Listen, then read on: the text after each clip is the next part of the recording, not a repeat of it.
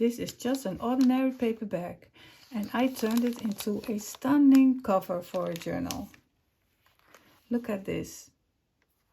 Inside this cover you will find 3 file folders and a notebook. So do you want to see how I made it? Then keep looking at this video and I'll tell you all about it.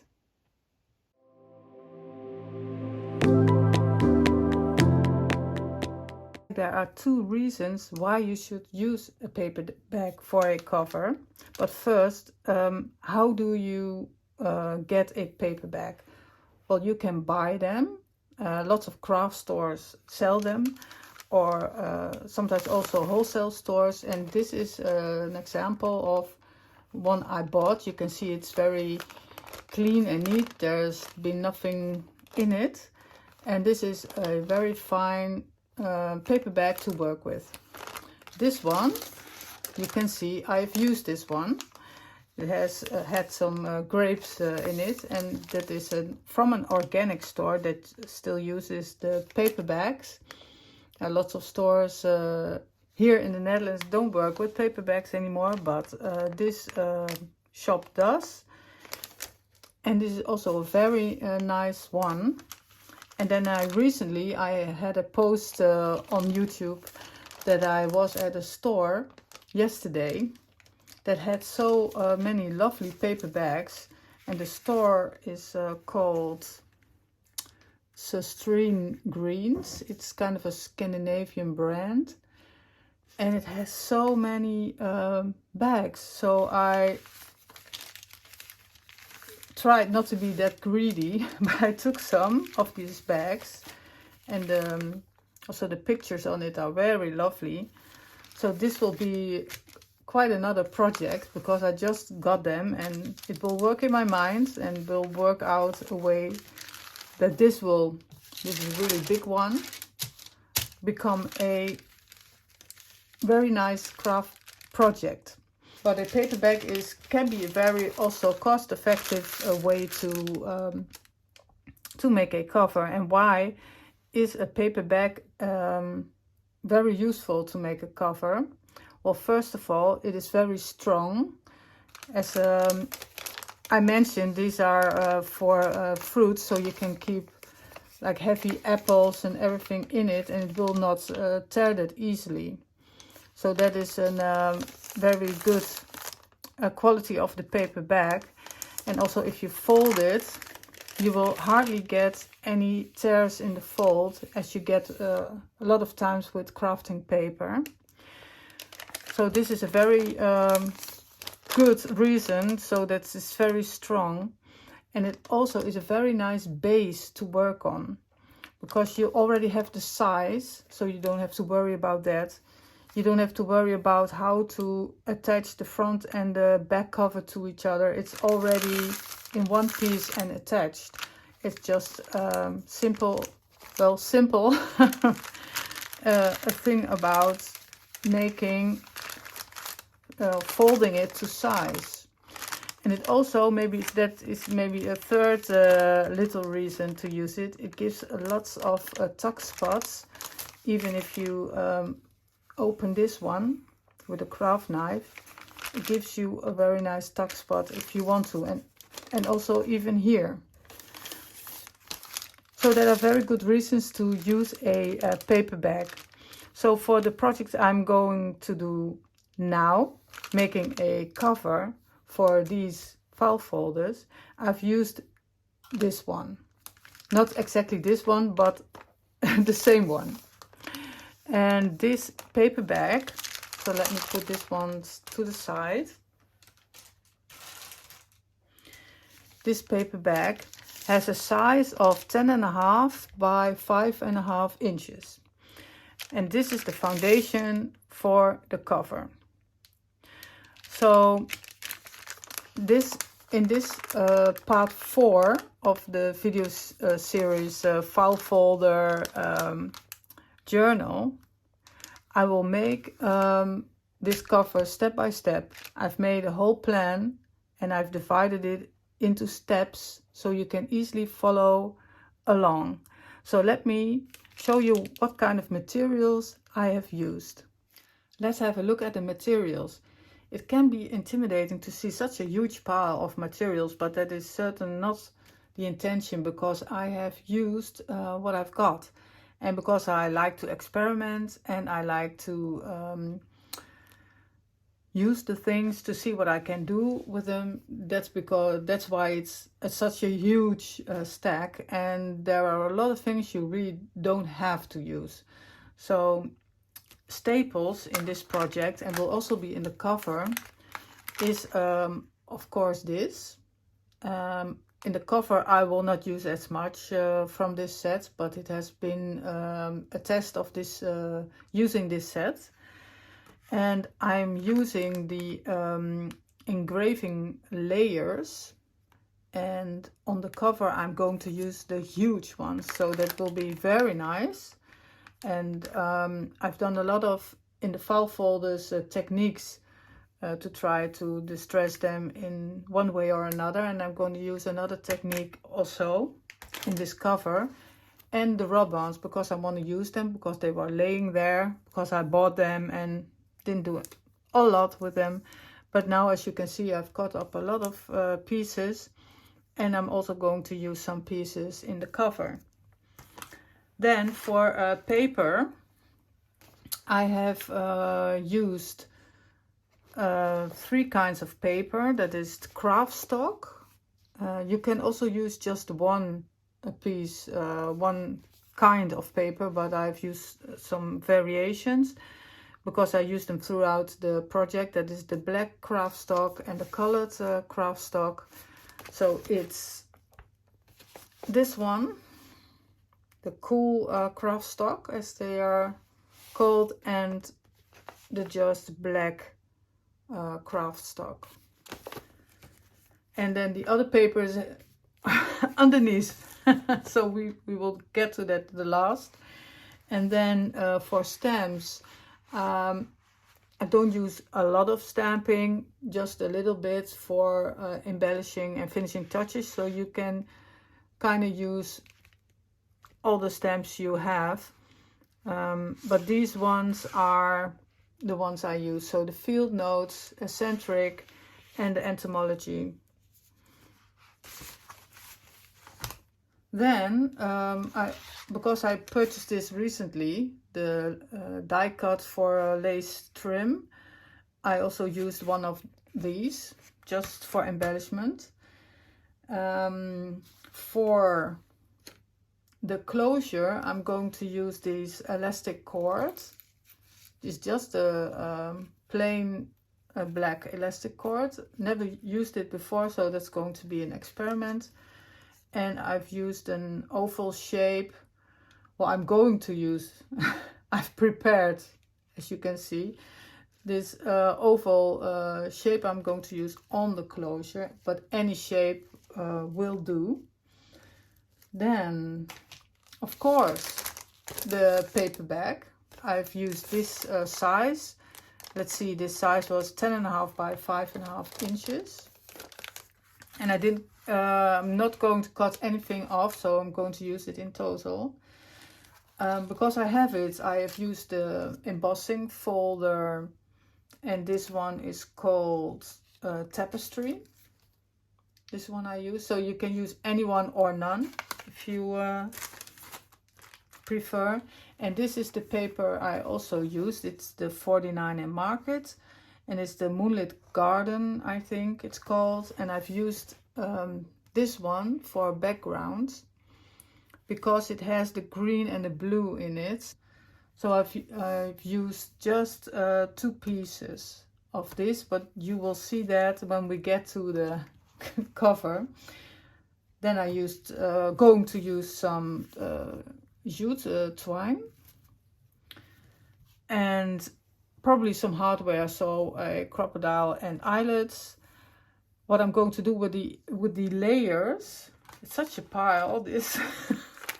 What I'm going to do with the layers is that I'm going to use frosted crystals.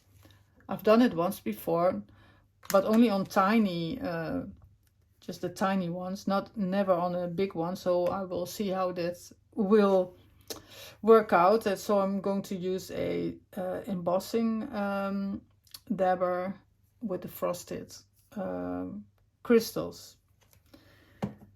And then for distressing throughout this project, I'm using the Scorched timber, and for stamping probably just a black. And then of course a sanding disc or just some sanding paper will do.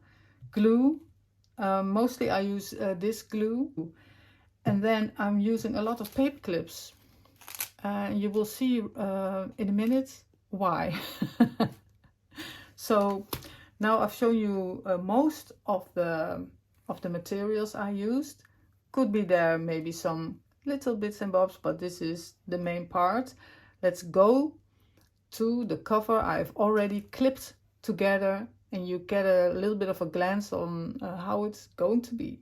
I am now starting with the steps, and you can also see this below in the description, the steps, and also this video is time-stamped in the steps. So the first step, because I already had this and this is already a certain size, I needed to find a bag that will fit with this size. If you want to make a journal, you can cut the inside papers to size, but I had to work with this, and I was just putting this on the paper bag, and it was a perfect fit. So that's why I also chose for this paper bag. It just has a little bit of room here and a little bit of room here, and that's enough. And I wanted to make a paper bag or a cover that has a little bit of an overlap. Just like fold it like this, and then with a little flap here. So this is what I had in mind. So here is a little piece that is sticking out here. So the first thing I did is that I folded it inside,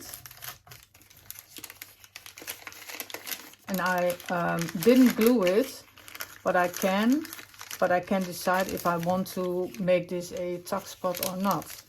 So I left this open, so this will give a more better edge to work with. And then it was just how precise do you want to be? So do you want it all measured out? Do you want really strict lines? That's up to you. So the thing I wanted to do is that I wanted to sew this on a strip, and I already cut that strip. Let's see where I have this strip. I think here to the side, yes. So this is a strip, and maybe I will shorten it, I don't know. But this is just a paper strip that had a grid on it, and I thought that would be handy for sewing this on here. So this was already the idea that I wanted, and then it will give you a size for the spine. So it's going to be this, and then it's going to be this. It's going to be here, of course, but you need this room, and of course also on that side. So these are then sizes you already know, and then the rest is going to be folded accordingly. And I want this piece to be smaller than that piece, but if I fold it, I want it to be not very much overlapping. But this size of paper bag, it just was really the best size, because I didn't need to cut it. I could cut a strip off if it was too long. So that's what I did. And then I folded it. So I made some sharp folds in it, like so. And it was a little bit of guessing, and then just fold some lines like this. So you can see I have some lines already here folded. So that's how I did it, and then I didn't really like it. So then I folded it again, so I have a lot of folding lines, but it doesn't matter because I'm going to glue panels with the cardstock on top, so you won't see it again. So that's how I did the folding of the paper bag, the front, the back, the spine, and just be as precise or not like you want to. I said I wanted to cut some panels, I call them, and I decided to do panels on the outside and on the inside to make it a really sturdy cover. You could also choose to do it only on one side, preferably the outside. That's just to your liking, how you want it. And let's see, is this, and then I'm going to cut the panels, and that is step 2, and I will show you the panels that I made. So this is the part where I am now. I have cut panels, and I will show you the results. I've cut the panels and I've paper clipped them to the paper bag. So now you can see a little bit of the result.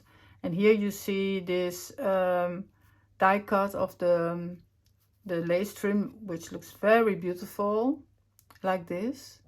But you could also use like an actual piece of lace, which I don't have. Otherwise, maybe I would use it. Here you see a panel that is embossed. And here you see the graphic layer. I've cut a little piece of this side under, and here is the 49 Market paper. I've cut a panel, and as you can see, I have room, so it's not a precise fit. I've just measured it with my ruler and got a kind of an actual size out of it, so it's not a really strange numbered size, and just randomly cut it. Now, well, not randomly, I've measured it. Let me show you. There's my ruler. So if I have a panel like this, this is centimeters, so don't get confused with inches. So I put my ruler on. Let's see if you can see it, but this is not a very great ruler in the lights. Yes, here you can see the numbers. So I've just looked and see like, oh, this is in centimeters 8.5, and then I have a little strip over here and a little strip there. So then I would make this panel 8.5 in width. So that's how I did it. The height is, of course, with every panel the same, so that you only have to measure once, and then keep that with every panel, so you have everything on the same height. And then the width is not really that important, only that you will make sure you have just a little bit of room. And with me, it's not all the way, every panel is not the same spacing that I have here. It varies. So I don't want to be that precise. A little bit precise, but not to the extreme. So I have to glue this trim. Let's see, with this step, it is the step of cutting the panels and to round the corners, distress the edges, and then paper clip everything and see how you like it. So let me show you the rest. So this is beautiful lady here. This is the side. So this is also the side you will see as the spine of the book if you put it on a shelf. So that's why this got a title. Then the back is the Mr. Collector, and you can see that this panel is a little bit, I think, tighter than the other panel, but you know, it doesn't really matter. It's not something you will see directly. Also with the same paper as with the lady. Then here the embossed blue again. And I have sanded this embossed, and I don't know if I want to ink it. I'm not sure. I haven't thought about it. And as you can see, I've rounded the corners on every panel except this one, because I wanted to let you see what the difference is if you round it or not. So here you see it rounded, and here it's not rounded. So you can see the difference. It's also a preferable taste. I like it when it's rounded. So I'm going to round the edges. And the inside, this one keeps falling out. Leave it. The inside is this. So the inside is all black panels, and I've only embossed this piece. And for these, I don't know how you call it. You can cut it yourself. I had a die cut that I could use for this, but you can also cut it yourself, and it's you can use it to stock spots to get some ephemera in.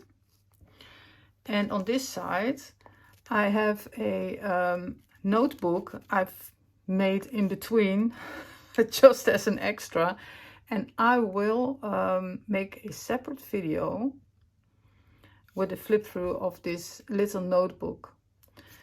And this is going to be with a twine attached to this panel. So the black Kraft-Stock, I do want to distress this edge, because you can see the craft color, and I want it to be dark, so I'm going to distress it, and I'm going to give it a little bit of a sand here and there just to age it a bit. So that's what I'm going to do. Going to sand it, I'm going to round the corners, and I'm going to distress all the edges, and I will come back to you with how it looks. Just a little in-between clip, because I want to see, let you see the result of sanding it and not sanding it.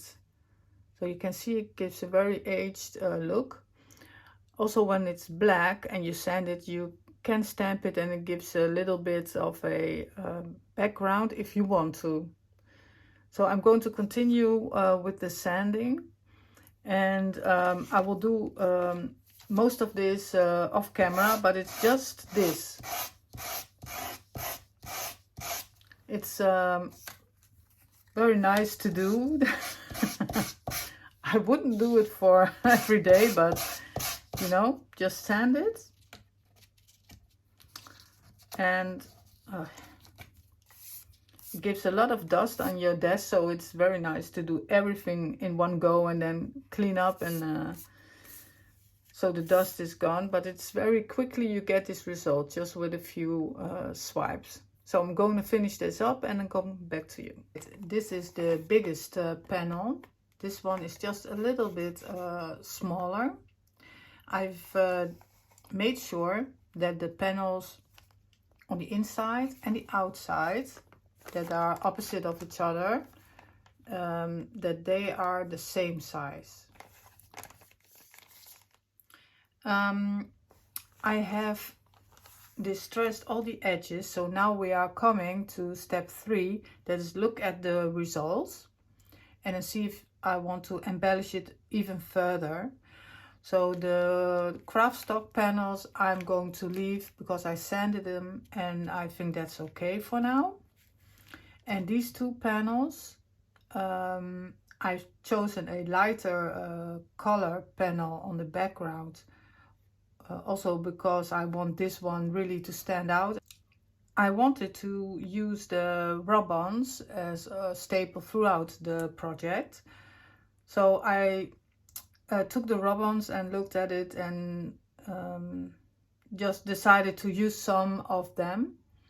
And I had the word collector. I had it multiple times on the rub-ons, so I will get it up close. Collector, here a number and just a little embellishment. I have here some gauze. I have coffee dyed it, but you could also use a distress ink for it. And I've chosen to do the same with the male. So also the word collector, a number, and a other little thing on the rub-on. So that will be kind of the same layout. So I'm going to put the rub-ons on, and this one also has a rub-on, and I'm also going to put this on because the next step will be the frosted crystals, and I want to have this on it before I do that. So I'm going to do that and come back to you. So this is the last rub-on and the smallest one. So I hope you can see it on camera. And I just use the back side of my tweezers just because then I don't have to pick up something else. And it works just as fine. So now the rub-ons are on. And that is the finishing step of step 3. And also this one. And what I haven't shown is this layer. And I want to cut it in half because I want to put it here. And maybe the other half on the outside, but I'm not sure yet. But I want to put one here.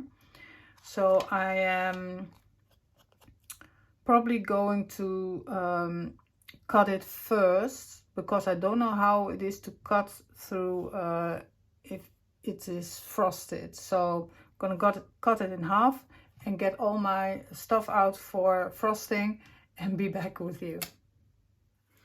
So we now are at step 4, and that is frosting the engraved layers. And frosted crystal, it is the same process as embossing glaze, only frosted crystal will melt much quicker, so you can just use a heat tool and you don't need an embossing gun. So this frosted crystals is a very fine powder, as you can see,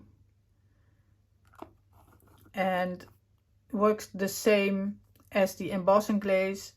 You need to put this clear embossing glue liquid on it, then the frosted crystal, and then heat it. So because this is a very big piece, I will do it in 2 times, because then I can hold on to it better. And I never did such a large surface, so I'm going to do this carefully.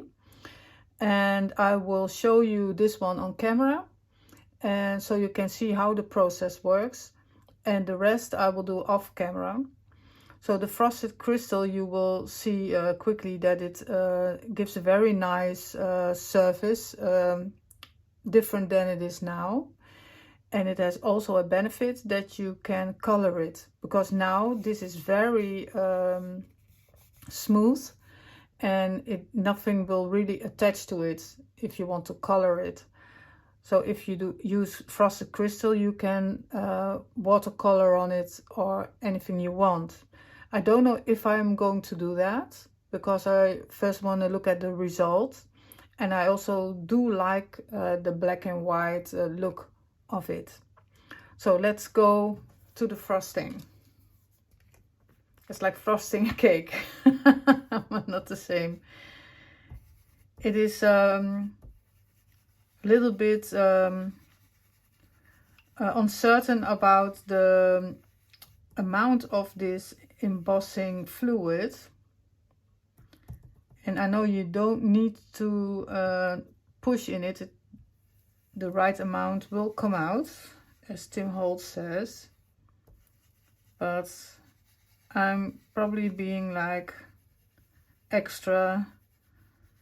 And let's see, cannot really see if anything comes out. Well, you can feel it, you can touch it, and then, but you will notice soon enough, because then the powder will not attach to it. So let's see how this works. Let's put my heat tool to the side and then work above a paper like you do with the embossing glaze, and then just put a layer on it, and then just tap it off a little bit, and you can see it is covered in a fine dust. And then it is a very good thing to immediately put the powder back, because you don't want to put on your heat tool and then just blow all this powder into your craft room.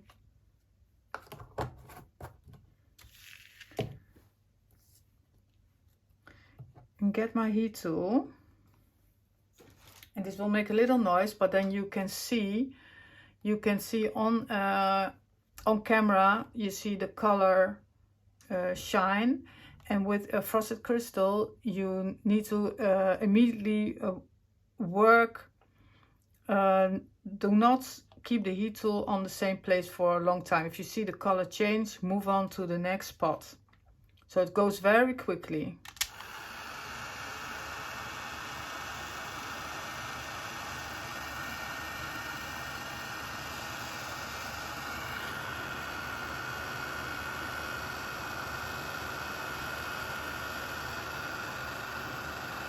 Now you can see the color change.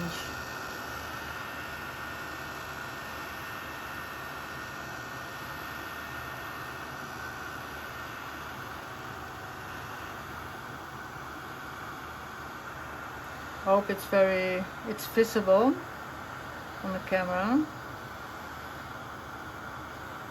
And now and if you have like the tendency to go over it again, don't do it. This is okay. And now I have to do the bottom part, and then it's done. It's very quick.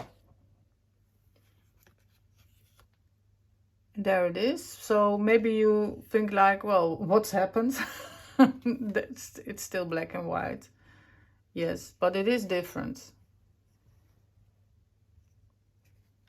It is different. It is thicker and sturdier than this. This is, you cannot fold it as easily as this one. And you can see when the lights hit it, you can see the difference. Like this is very shiny when the lights come on, and this not. So I will do the rest. And also decide if I maybe want to give it some color. It's very tempting to color the eyes. Maybe some blue eyes would be very nice, or the lips, or maybe just some little accents. So let's see. The frosting is done, and I do think I like having half of this here on the outside. The other half is going on the inside. And I do like the black and white of this lady and gentleman. But let's have a play with color. And I have the Unchartered Mariner and the peeled paint, because these two colors they represent a little bit the two colors I'm using also here in the file folders. They will match almost. So I was thinking about using a little bit of blue in her eyes and in the tie, and have a little bit of green here in this one. So let's have a little bit of a play and see if this works. I only did it once before, and that was with crayons, not with distress ink. So I'm putting a little bit of water, extra water, if I need it. So let's use a little bit, and I will put it up a little bit close so you can see. Let's put a little bit of blue in the eye.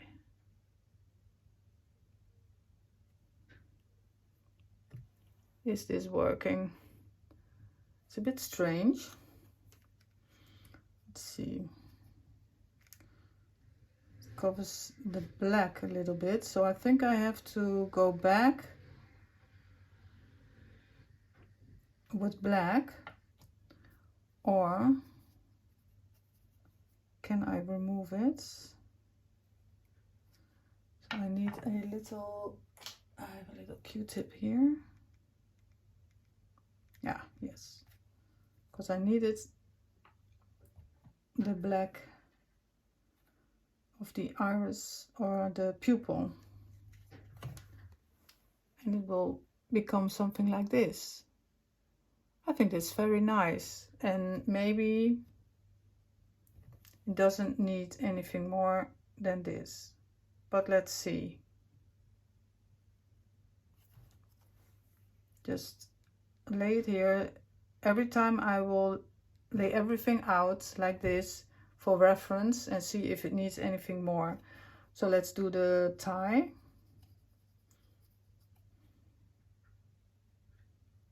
This doesn't need to be that precise as the eyes.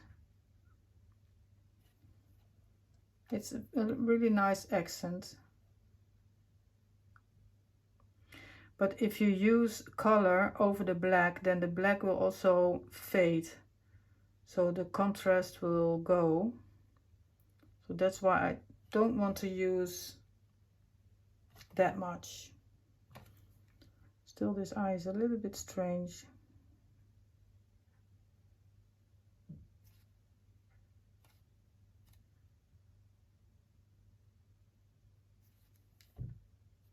Yeah, I think because I used too much blue at once, but I can see I can correct it. Okay, so this is the blue.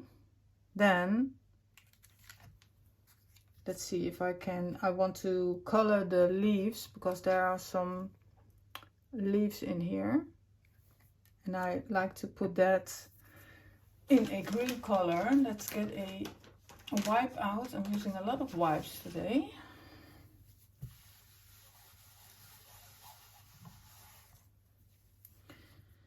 Especially with the frosted crystal, because you get the powder everywhere. It's nice to do it once and again, but I won't do it regularly, I think. Let's play with it. I love the color peeled paint. It's a really nice green. So I won't avoid to touch too much of the black. Let's see if I can color in between the lines. This is enough, and I will leave it like this. So this brings the green back to the front, I think I will leave this as is. I don't going to color this, and this will be it. And then the frosting step is done, and we're going to step 5, and that is going to sew this folders onto the strip. So I'm reshooting step 5 of this video because I've changed my mind. I had already sewn these 3/5 folders on this strip, and I have taken the threads out because I didn't like how it looked with the white kind of strip, and everything here is black or a bit Kraft-Stock color. So I now going to use this just as a template, because that's also very handy to make a template. And the holes are already in here, and what I did is that I punched the holes on this strip. I used something underneath. I have a little bit of a cardboard thing, so I won't punch on my glass mat. So I have a I don't know how you call it, and I've placed this on the file folder, and I've chosen then the middle one as a template. So I lined it out with the fold, which I can see very well because I've inked the fold. So I could line it up here and here, placed it on here, and then poked the 3 holes. I did that with all 3. So then I had the holes in here. So now I also have to punch holes in this strip because I want to sew it directly to the black strip and then glue the strip onto the cover. So I will kind of eyeball it that it is in the middle, and then poke the holes. So here's the strip with the holes punched.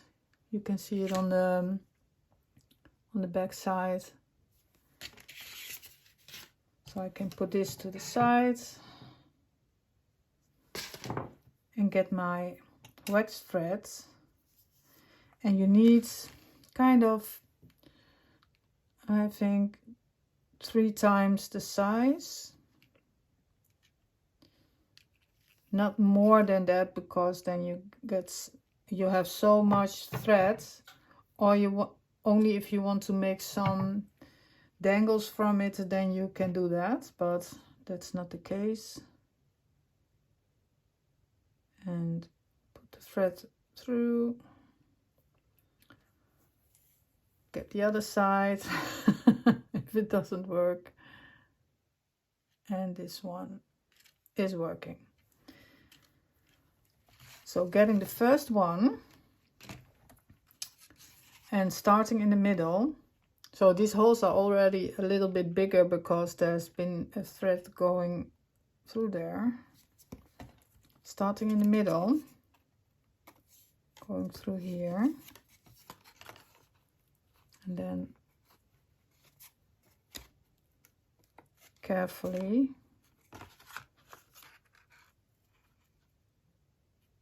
the wax thread is double, of course, through the eye of the needle, so you may need to help it a little bit. Leave some of the threads, and then I'm just holding it, and then go either to the up or down, it doesn't matter, just choose one. It doesn't matter for the result. I'm going to lay it down because I need to first do this one. It needed to be a bit bigger, I think.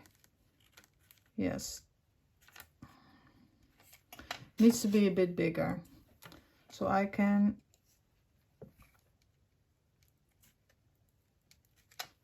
and also do it at this side. You know, it's craft and learn. And yes, this is better. Through here. And then always be careful because paper can tear. And the first one is the hardest one. The other two will go much easier. So then you have this, and then you go down.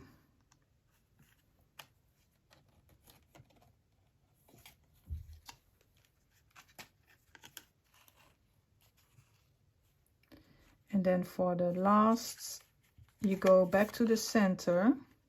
Oh, wait. Yes, back to the center, and then go through, and then you go to the other side of this one. So then you can make a really nice knot and everything is secured. So then it's just the matter of tightening. Do it firm but careful. And just see on this side, you can see if it's tight enough. I think so. Then we do a knot. And another one. And I had made a little bow. And I quite liked it. So I'm going to do that again. Just a little one. See, it's a little bit fiddly to make one. And if it doesn't work, I'm going to do it off camera. Uh-oh. Right, just another one. Yes. Make it a little bit shorter. Just want a little one. A little bit even, like this. And I'm going to cut the excess thread. And then this one is attached. And I will do the other two and let you see the end result. So now it's all neatly sewn to this spine. And it looks very good. I'm very pleased with the result. And it looks actually a little bit more like a book. So then we go to the next part, and that is gluing. Now I am going to glue the paper lace trim and these sides of the bag, and I'm going fast forward.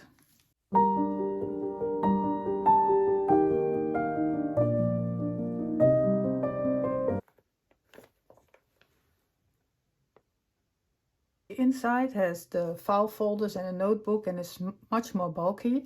I'm going to do the outside first. First the panels and then the graphic layers. I already glued the gauze to these layers, so it's much easier. I will go fast forward again.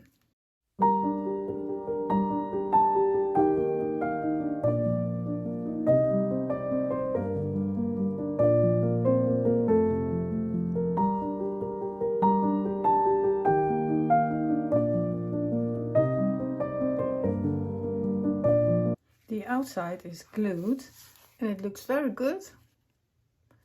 So this is nice and fastened. I had to work a little bit on the corners. They were a little bit loose, but it's fine. So now we go to the inside. Let's go to the inside. There has to be more work done there.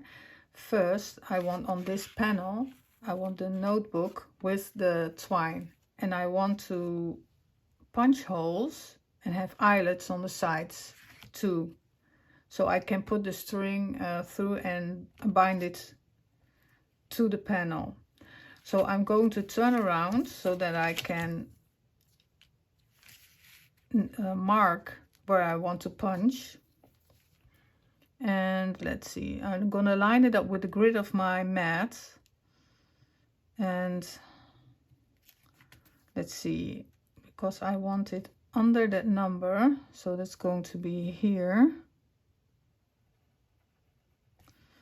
And I want then one here, I think, or here. Let's see, maybe here. So that's also going to be on this side. I see marks here already. I'm erasing them because then let's see, there's this line here and on this line here. And I'm going to punch small holes and put this color breadth in.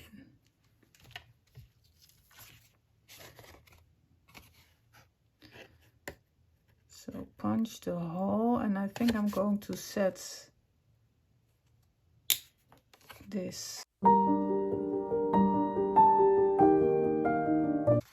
So I'm going to set the eyelets, put it in here first, and then have a little squeeze, and then this looks good. The back sides, well, it doesn't matter how it looks, it's going to be glued.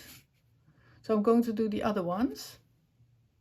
The eyelets are set, and I have some fair amount of this twine.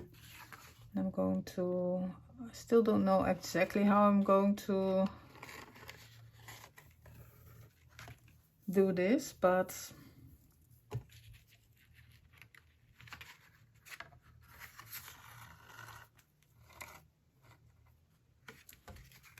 it could be with a cross, or I could do it straight.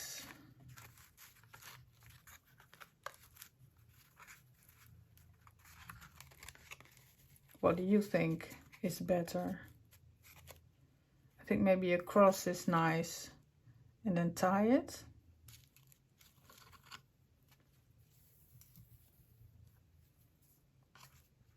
Let's see. I'm going to try out a couple of different and then I will let you know what it's going to be. So I've chosen for this binding, and it looks like this on the back side, and I can even like take it out and then put it back in like this. And I also have a really nice embellishment for this notebook I made also on the side, like the notebook I made on the side, and this I made on the side. And I'm going to make a short video after this video where I will show you how I made this, because I want to make some more. And I'm also going to do a flip through of this notebook, because I don't have enough time on this video to show you all this. And a little sneak peek is that I also made this one. So that will be the next video. But for now, this is the side panel I'm going to glue. And then I think I am ready for gluing, so let's clear away the hardware. So let's glue on the panels, and I will do this one the last, and I'm going to do this fast forward.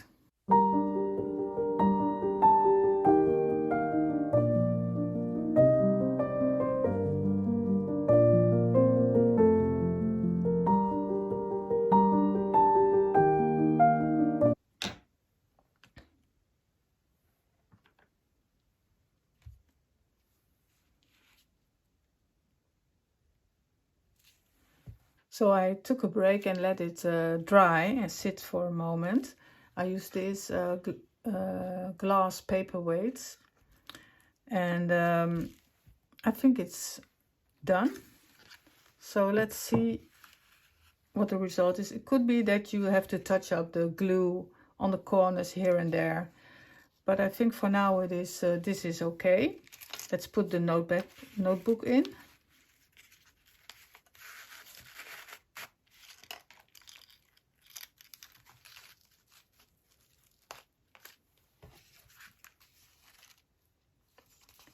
And let's see if I close it up. Fits perfectly. This looks so pretty with the lace and the beautiful lady. This and this side. There's not much embellishment, but I think it's, you could, but I don't know, maybe here, but I think this is great for now.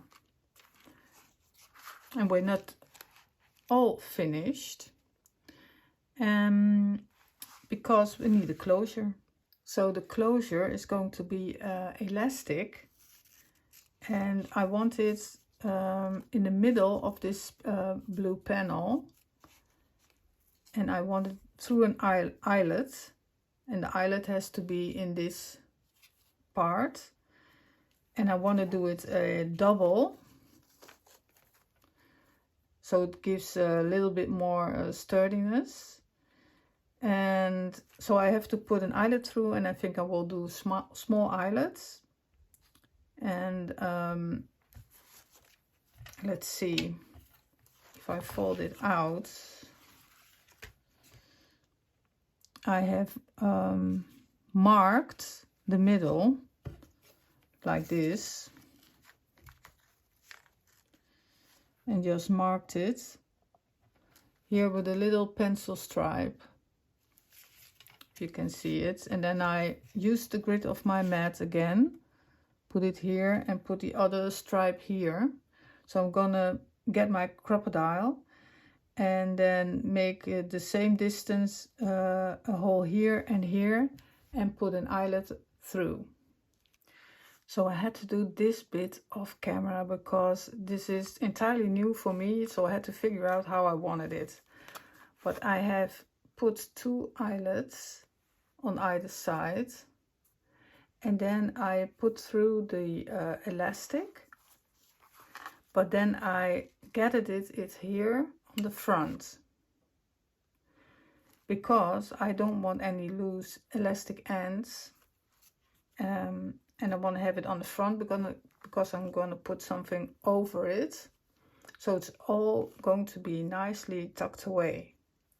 So this elastic, it took me some time to fiddle with it and to make it the right length and everything, but I think this is okay how it is now. And you can put the elastic on. It's going to be a bit easier, hopefully, when there is something over it. And I prepared, I have 2 ovals.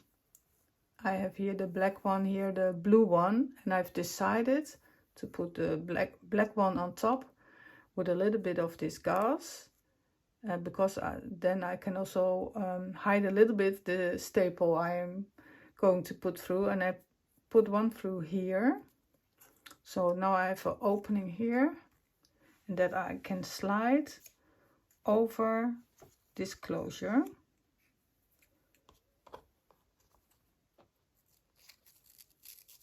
like this. And I'm not going to glue it, I'm just going to put a staple through here, and then I can also maybe like move it up and down, because I want to have it centered. And then I can cut off this excess of the elastic, but I can do that afterwards. So now it is putting a staple through here, and I think this is, and what I did, I haven't, let me show you before I close it. What I did, how I put this elastic together, is with some metal thread like this, very thin metal, and I just twisted it around very tightly, and I hope tight enough. And so that this oval can go over here and you won't see it again. So that's what I'm going to do now, and this is the final steps because we're almost there.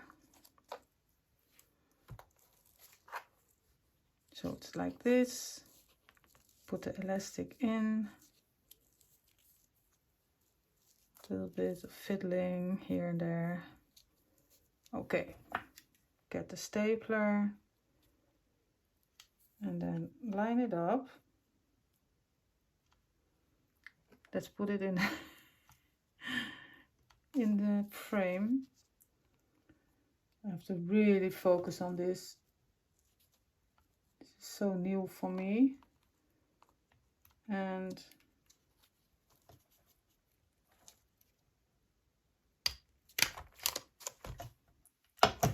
it was a shot of good luck. And it's through, so I can cut it a little bit. And I can fluff it a little bit. So, and let's cut this off.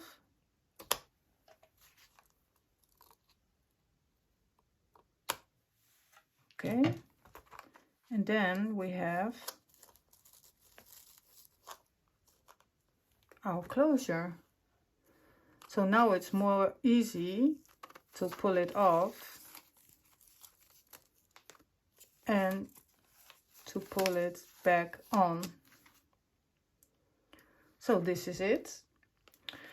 One thing I can still do is give it some more embellishment. I can do that because I have already put something aside, but let me clear my desk and come back to you for a final look over. And there you have it, the end result. I cannot really believe that this project is really done, and I'm very proud and I love the way it turned out. So this is the end result, and I glued some extra of this glass on it, a little bit wet still.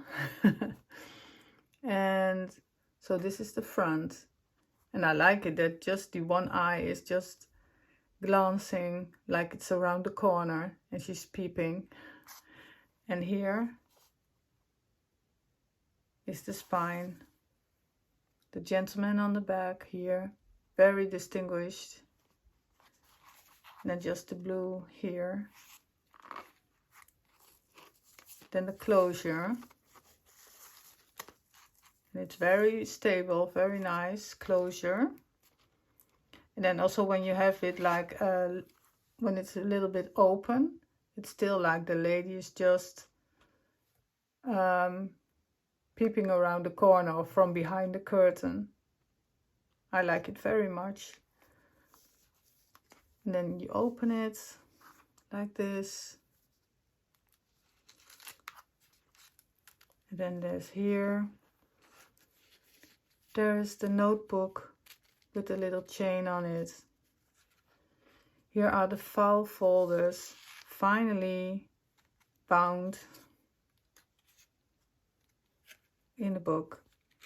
And here I've put some random ephemera what I had laying around, putting it in, and I could choose to make some other things if I want to. But for now, this is the book.